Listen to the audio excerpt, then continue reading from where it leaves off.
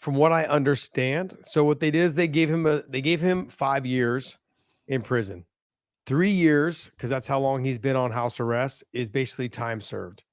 Yeah. So they're kind of leaving him close to that 2-year mark. From what I understand, the judge basically after the sentencing The was judge talking. was almost in tears. Yeah. Yes. Very So true. He wrote out some stuff and basically had talked about it, and he'd mentioned that it was a very unfortunate situation, and he's a good person in the community, and it bothered him that Kane would have to go through this. But this is literally the judge's hands were tied. sure. This is the least amount. This is what the Well, the least the sentence D, he could give him. the DA wanted 30 years. What a piece of shit. Yeah. I don't gotta say. I mean, like, I would think everyone fucking agrees. What a piece of shit. Like, why are you chasing that? You're chasing that because it's Cain Velasquez's name. You want to make a name for yourself. You can say, I put Cain in jail. Why? Why? What? It just baffles me, John. Our system is so fucking broken. So Well, broken. it's this is one of those,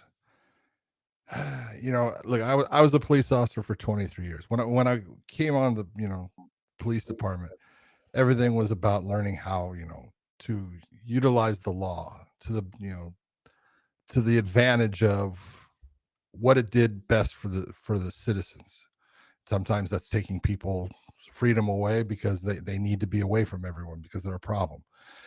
But as you go, the one thing you learn as a police officer, if you're smart, is that black and white is the only thing that's black and white is the car, because the law and the letters of the law, which are written in black and white, it's not about what's written, it's the gray in between that you're able to figure out what should be done and why.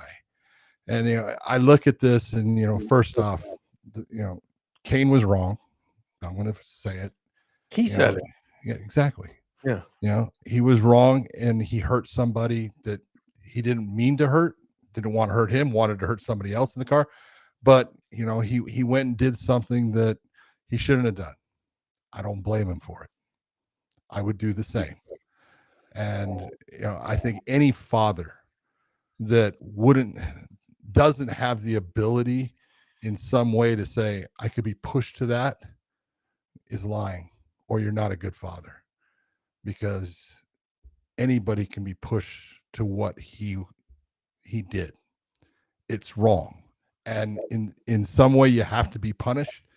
I give nothing but props to the judge for being smart, for looking at this situation, for having someone that has never been arrested besides this, has been a good person in the community, has helped police departments throughout the Northern California area and stuff.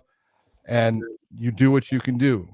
Cain served, inside, the county jail for over 8 months. He was under house arrest, having to wear a monitor on his ankle and stuff for, now it's been up to 3 years. He's gonna get basically a year of time. He's gonna, serve a year.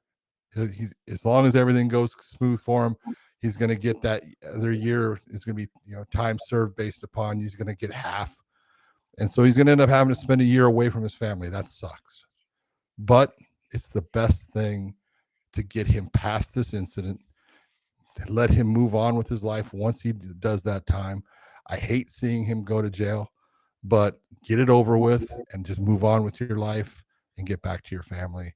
And the best of luck to you, Cain.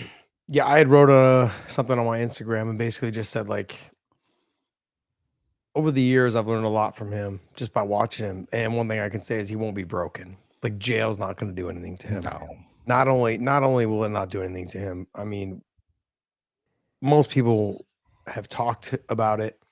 I've seen also too, myself just being in jail, I've seen how they treat pedophiles in there. And I see how they in these situations, they're going to look at Cain and go, man, you're a good dude. Yeah. So that being said, they understand. People know what the reasons are that he's in there. And even when he was in for those 10 months or 8, 9, 10 months or whatever he was in for, I have friends that work in the correctional office, and they're like, we see him every day. He's like the nicest guy. Not only that, he's loved by everybody inside the jail, not just because he's a San Jose local, It's because Now you're putting him in a gang. He's a San Jose loco. no, but not only because he's a San Jose local, he's a very humble guy, a very good person, just a great guy, man. Like I can't say enough about him. I could sit here and give him all the props and everything like that, but the bottom line is the things that led up to this point. I want people to understand. They reported this person. He was arrested, checked himself in. They basically let him out with no bail the next day. Cain found out and went down there and basically found him and chased him around with a gun. And he shouldn't have done that. We can all agree on that. Yeah. He did it. What he did was he did it recklessly too. He drove on a high-speed chase through the roads, on the highway, off the highway, and so forth, so on. And what drives me crazy though, John, is after all of this was done, they know there's several other kids that have been sexually assaulted by this guy. And the sad part is that there's parents out there that know their child's been sexually assaulted and they wouldn't come forward. They were still in that daycare and they were sexually assaulted 50, 60, 80 times. And those parents, because of their ego, they want to move on with their life as if it didn't happen. That's why this whole thing has drug out so long for this guy to be prosecuted or to get his court date. Is Cain kept dragging his out in hopes that this guy would be found guilty beforehand, so then they could try to use that to adjust his sentencing. I'm glad the judge saw through all of that and sentenced him to the least amount of time he possibly could. I'm glad that he did that. But the bottom line is I had this conversation today with two other guys, Rich Chow being one of them, and the conversation was about how parents, you have to remember your child looks up to you and wants everything from you, and the number one they want from you is your love and protection. And you let them down. Like if you don't, I'm not saying you should do what Cain did, but what I am saying is that you need to speak up for your child in these situations. You can't, like, that's how resentment later on in life. You knew and you didn't do anything about it. You didn't prosecute this person. You didn't try to have him arrested. There's several families that are not stepping up because they didn't want to put their kids on the same docket as Cain and his son, which then hurts the case. This is something that, like, don't let your ego as a parent get in the way. And it's really upsetting to me that they want to pretend like it didn't happen to their kid, and it did. You can pretend all you want. In the end, I say this all the time to everyone. It's like Josh, people, you can sit there and they can beat their chest and they can do all these things no matter what it is, if they're a fighter or if they're anything, or if you're a parent that allowed something to occur and then you just brush it aside like it'll go away. It'll never go away because every time you look in the mirror, you know exactly what you're looking at. And like I said, Cain was wrong, but I don't blame him. I'd have done the same thing. Yeah, no, I think a lot of people, that's the sad part, is everyone, a lot of guys, they'll say I would have done the same thing. But when it comes down to it, I've just talked about how these dads and these mothers are pretending like as if it never happened. And I want people to understand, if you don't do something about it, it's going to happen to somebody else. 20 more other kids. And I was having this conversation today about why people are pedophiles is because they lack no empathy for anybody else. They don't realize the pain that they're causing to somebody else. They're only looking for their self-gratification. And when they can't register that and process that, it means that they'll never stop. And so if you don't do something about it by stepping up and pressing charges and going through the process, they're going to keep doing it. Your child will not be the last one. It doesn't just go away after they touch your child. They do it to more and more other kids. So that's the part that's really bothering me a lot.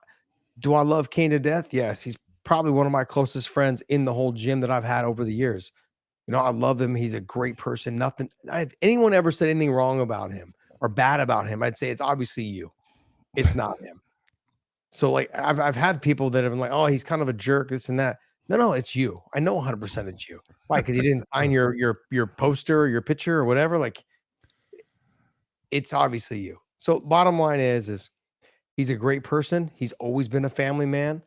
He's loved his kids to the fullest. Like they don't go without. Like it's everything he can do to make sure that his kids are. He's always with his son. He's always with his daughter.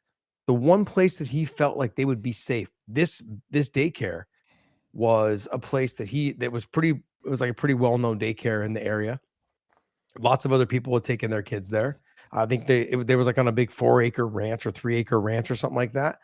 And the sad part is that this 40-year-old son that lived with the parents that owned it had him living there. That it sounded like, from what I understand, that they knew he was doing this. And they just didn't care because they couldn't kick their son out. Like right now, they're still sticking up for their son until all the speeches and stuff they were giving. My son's going to be vindicated. There's multiple children that have come forward and some that haven't, but they should. And so this, I'm hoping this all comes out because I've had friends go in and take pictures of the place because they put it up for sale. The place where his son's restroom was and bathroom was, where all the DNA was, where he sexually assaulted these kids, has all been gutted. They took the floors out, they took the drywall out, they took the bathroom and the tub, everything out, and they remodeled the whole facility. Where his room was and where his bathroom was, they remodeled that all. Only that part of the house got remodeled. Why would that happen, John?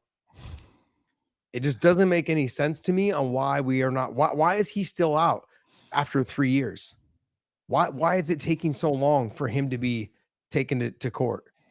What is this process? And he got out without bail. There's a lot more to this, and that's the most frustrating part to me is why is he out with no bail? How many kids has he been able to touch? They moved out of the town, so no one knows who he is. How many kids has he been able to molest and touch since then? We should be asking ourselves that question. Well, the whole thing comes down to this: who are you supposed to protect? Yeah, those that can't protect themselves, right? That's kids. So. Absolutely. But look, I think at the end of the day, this is a very we got the best possible outcome we could have got. That we could have asked for is what we got. Well, we remember we talked about this when it first happened. And I said, look, he's gonna do some time. There's just no way they're gonna let it go without anything. And I was in denial. It's okay. I was in denial, telling you, like, this is the best thing that could have happened as far as it's now. Get it out of the way. He's already served a lot of time, and it's going to be a short amount of time that he's away. I do want to say something though, as I saw the list of people that wrote letters, and I just want to say thank you. You know, it's rough. Like it was crazy to see. Like, I mean, there was like Dana wrote letters, all the guys from AK wrote letters, but it was just really good to see how much support he had. So it meant a lot.